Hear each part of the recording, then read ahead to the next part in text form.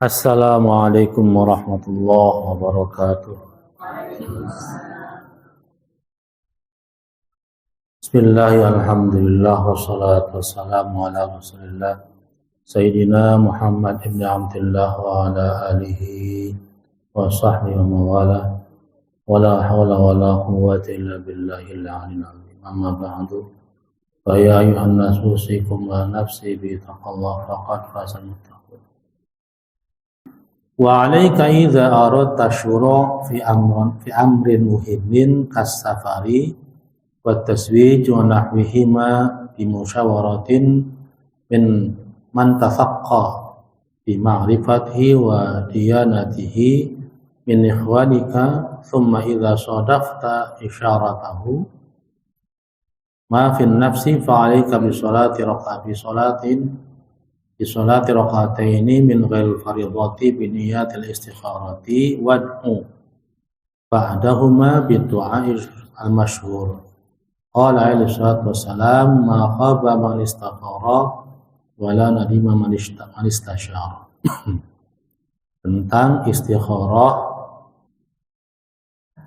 Jadi kita sebagai muslim mukmin dianjurkan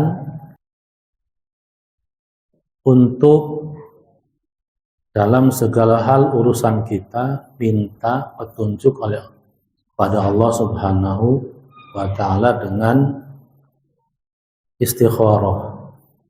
Apapun urusannya, apalagi urusan yang sangat penting, minta petunjuk pada Allah melalui istikharah.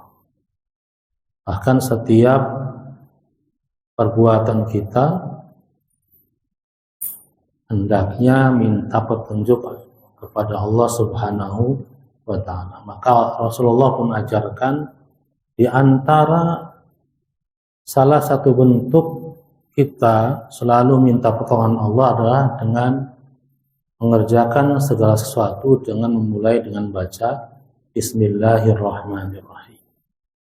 Karena menurut kitab Safinatun Najah yang sudah dibahas kemarin, syarahnya oleh Al-Habib Asy-Syatiri mengatakan Bismillah itu artinya adalah dengan memohon keberkahan dan bimbingan Allah SWT. Mudah-mudahan perbuatan amal kita ada berkahnya, ada manfaat yang banyak. Nah, artinya situ dah bimusahabati wa tabaruki ismillahi ta'ala, dengan diiringi dan mohon keberkahan dengan nama Allah yang maha pengasih dan maha penyayang. Itu katakanlah untuk urusan-urusan yang kecil. Karena sebagian ulama juga mengartikan dengan bismillah tersebut, dengan ilmunya Allah Subhanahu wa ta'ala kita mulai pekerjaan tersebut. Sehingga apapun hasil dari usaha kita ada bimbingan dari Allah Subhanahu wa ta'ala. Apalagi terhadap urusan yang penting, yang besar, seperti mengadakan perjalanan ataupun dalam hal urusan pernikahan, maka istikharah sangat dianjurkan.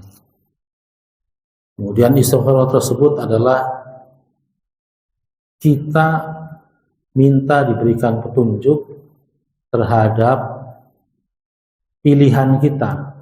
Jadi belum punya pilihan. Ya, kira-kira anak saya jodohnya siapa ya? Nah, anak ibu yang masih perawan disuruh sholat istikharah.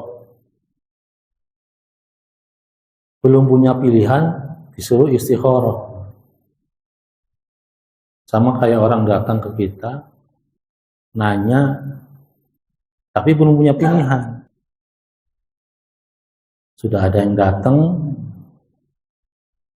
nah itu berarti pilihan, segera kemudian diistikharahi. Bagaimana hasilnya?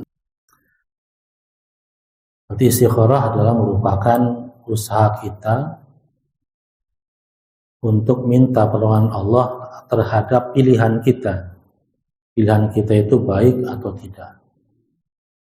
Baik dalam artian untuk diri kita, hidup kita, agama kita, dan akhirat kita. Menyeluruh. Bukan hanya baik untuk urusan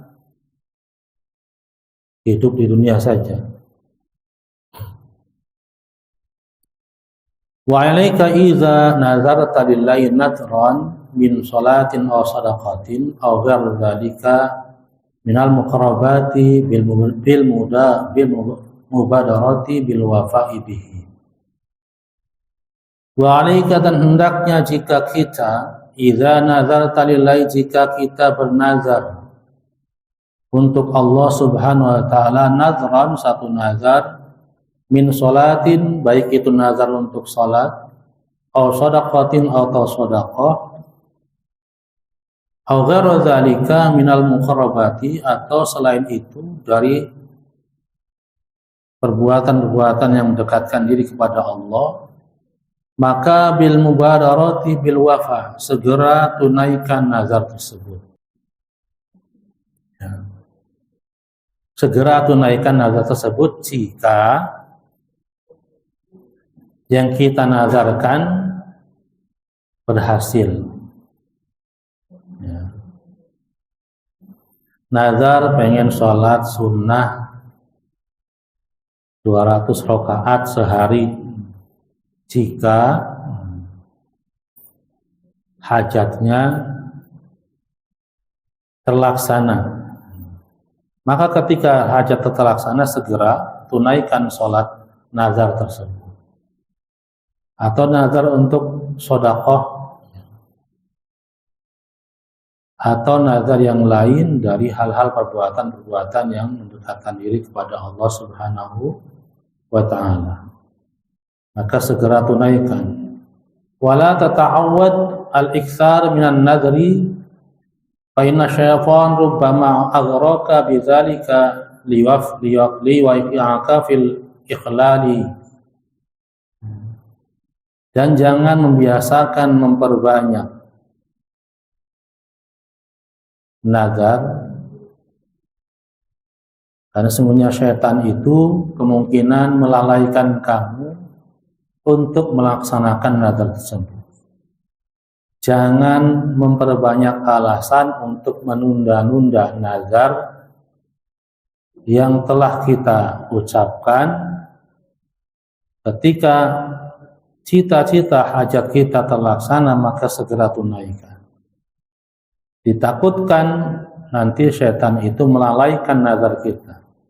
Kalau nazar tidak terbayar, maka hukumnya adalah dosa. Wa idza halafta ala fi'li syai'in thumma ra'aital khaira fi tarkihi aw ala tarki syai'in thumma ra'aital khaira fi fi'lihi fakaffir an yaminika wa atil ladhi huwa khairun wahdhar an tuhlafa aw tashhada ala muqtada dhanni wa in kana ghaliban fadlan anil wahmi wasyakki. Wa idza halafta ala fi'li syai'in tsumma ra'aital khaira, dan jika engkau bersumpah untuk mengerjakan sesuatu, kemudian engkau melihat kebaikan dalam meninggalkan sumpah tersebut, meninggalkan untuk tidak mengerjakan sumpah tersebut, atau meninggalkan tidak melakukannya, summa ra'aital khaira fi fi'lihi fakafir an yaminika, kemudian atau meninggalkan perbuatan tersebut karena dilihatnya ada kebaikan ketika meninggalkannya, atau bersumpah untuk tidak mengerjakan sesuatu akan tetapi melaksanakannya karena ada kebaikan dalam mengerjakannya, maka fakafir an yaminika, maka segera bayar kifarat sumpahmu. Jadi sumpah itu ada kafarohnya. Contoh, kita bersumpah untuk mengerjakan sesuatu. Akan tetapi ketika meninggalkan untuk tidak mengerjakan sesuatu tersebut, ada kebaikan yang banyak, maka boleh ditinggalkan sumpah itu. Atau sebaliknya, bersumpah untuk tidak melakukan sesuatu, tetapi mengerjakannya, karena ada kebaikan di dalam meninggalkannya. Contoh, bersumpah untuk tidak puasa. Untuk tidak puasa sunnah. Tetapi malah melaksanakan puasa sunnah, karena ada manfaat, mungkin karena setelah datang ke dokter, hendaknya puasa 1 hari. Padahal sudah bersumpah untuk tidak puasa. Karena ada manfaatnya malah melanggar melaksanakan sumpah tadi. Atau sebaliknya, tidak melaksanakan sumpahnya karena ada kebaikan di dalamnya. Maka itu sumpah yang sudah diucapkan segera dibayar kifarahnya. Atau sumpah apa saja yang pernah terucapkan tapi tidak dilaksanakan, maka harus segera dibayar kifarahnya. Wahzar an tuhlafa aw tashhada ala muqtada dhanni. Dan hati-hatilah untuk bersumpah atau bersaksi atas sesuatu yang bernilai prasangka. Jangan bersumpah atau bersaksi atas sesuatu yang masih bersifat dzan, masih bersifat prasangka. Masih bersifat dugaan, kira-kira. Itu nggak boleh. Bersumpah atau menjadi saksi kepada satu perkara yang masih sifatnya prasangka atau kira-kira. Wa in kana ghaliban, walaupun ternyata prasangka itu benar.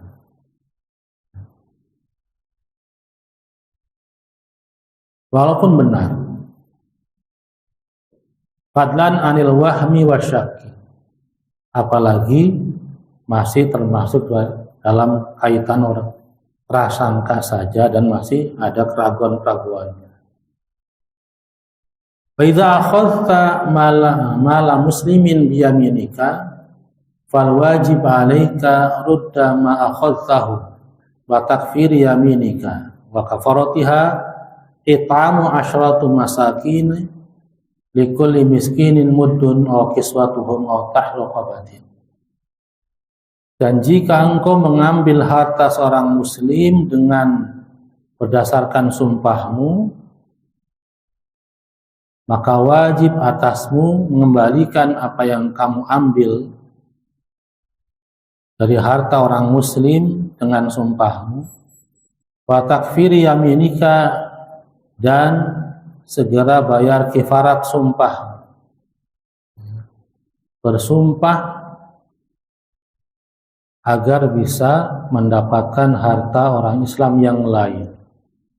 Biasanya banyak dilakukan oleh para pedagang. Mengatakan ini barangnya bagus, kualitas nomor 1, ternyata KW 2, agar dagangannya laku. Maka hal tersebut karena ada sumpahnya dan ternyata itu tidak benar, maka segera kembalikan harta orang Islam tersebut, kemudian bayar kifarat sumpahnya. Apa itu? Kifarat sumpahnya itu adalah it'amu asyaratu masakin. Untuk membayar sumpah kita yang dilanggar, maka kita harus memberi makan 10 orang miskin. Likulli miskinin muddun, setiap orang miskin itu 1 mud. 1 mud itu kurang lebih seperti ini. Dalam orang Arab tuh kalau takarannya 1 mud itu seperti ini. Anak kurma pakainya jadi dua tangan ini begini. Nah, satu mud kalau digramkan itu kurang lebih 800 gram. Ya berarti setakaran orang makan itu ya. Aw kiswatuhum, atau memberikan mereka baju yang baru. 10 orang miskin tadi diberi baju yang baru. Aw tahrir raqabatin, atau membebaskan seorang budak. Itu kifarah sumpah. Fa'ilam tajid fasyamu salasati ayyamin. Kalau nggak sanggup, maka bisa diganti dengan puasa 3 hari berturut-turut dengan niat membayar kifarat sumpah. Wa iyyaka tsumma iyyaka wal yaminul fajirah fa inha tad'u diyara bilaqiin ay haraban wa tuhmisu sahibiha fi nari jahannam. Wa iyyaka, dan hati-hatilah kalian. Tsumma iyyaka, sungguh hati-hatilah kalian, jangan sampai wal yaminul fajirah, jangan sampai melakukan sumpah palsu. Sumpah palsu yang mengakibatkan hancurnya rumah-rumah ataupun satu kampung gara-gara sumpah palsu tersebut. Waktu gimi susahibiha fi nari jahannam, dan menenggelamkan orang yang membuat sumpah palsu ke dalam neraka jahannam. Wal hadr kullal hadri min syahadati zur. Hatilah terhadap kesaksian palsu, fa innaha min akbaril kabairi, karena sesungguhnya kesaksian palsu itu adalah termasuk daripada dosa yang sangat besar. Wa qad qaranaha alaihi salatu wassalam bil isyraki billahi, dan Rasulullah menyamakan orang yang melakukan kesaksian palsu, menyamakan pelakunya dengan orang yang berbuat syirik terhadap Allah Subhanahu wa ta'ala. Wa idza kana kitmanu syahadati minal 'adhaimi kama dhannu bi iftira'iha nas'alullah al-'afiyah wa salamah qabla husulin nadamah. Jika menyembunyikan kesaksian yang benar adalah termasuk daripada besar-besarnya dosa, kama dhannu bi iftira'iha, lalu bagaimana dengan orang yang melakukan kesaksian palsu? Kita mohon pada Allah untuk keselamatan daripada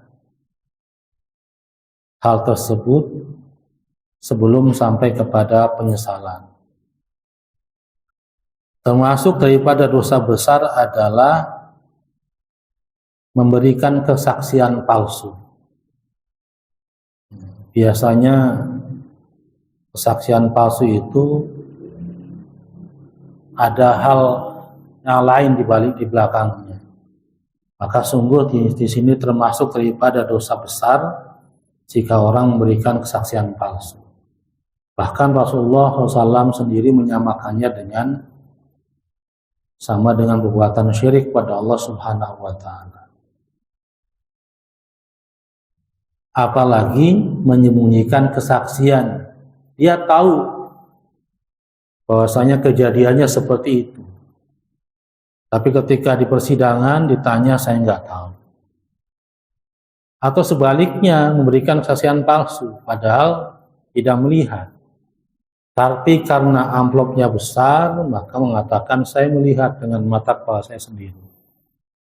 Dua-duanya adalah termasuk dosa yang sangat besar dan disamakan dengan perbuatan syirik kepada Allah Subhanahu wa ta'ala. Faslun wa 'alaika bil wara'i 'anil muharramati wasyubuhat. Fainal wara' malakuddin walladzi 'alaihi al-madar anhu al-ulama al-'amilina Faqad qala Rasulullah SAW kullu lahmin nabata min suhtin fannaru awla bihi. Ini satu pasal yang menerangkan wa 'alaika bil wara, dan hendaknya kita semua melaksanakan, mengerjakan yang namanya wara. Wara adalah berhati-hati terhadap barang-barang yang haram dan syubhat.